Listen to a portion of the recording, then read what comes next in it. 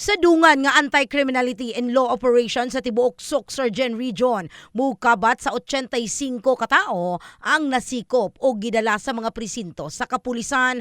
Usa niini si alias Abdul, hamtong ang panuigon, residente sa Jansan, nga dunay kasong simple theft. Moto, nagawasan ko warrant tapos nadakpan ko.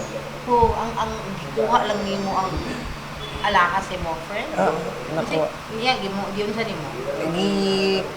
Prinda. Pila po prinda nimo ato, sir? 15,000 ga. Yun sa rabot nimo. Na ako'y gibayaran o nanghiram sa ko kay nidpod niya ba tapos Abi nimo dili krimen. krimen siya. Sa bahin ni Police Colonel Nicomedes Ulaybar Jr., Direktor sa General Santos City Police Office o GSPO, gihimo nila ang matagbulan nga simultaneous anti-criminality campaign aron makunhuran ang nagkadaiyang krimen.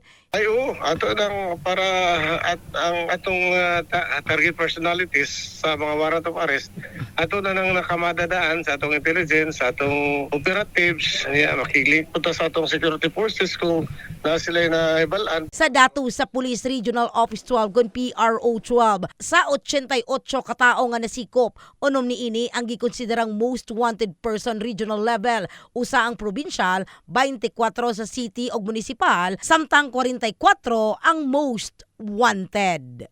In the heart of changing lives. Kini sa Brigada Richelle Gubalani. Brigada News.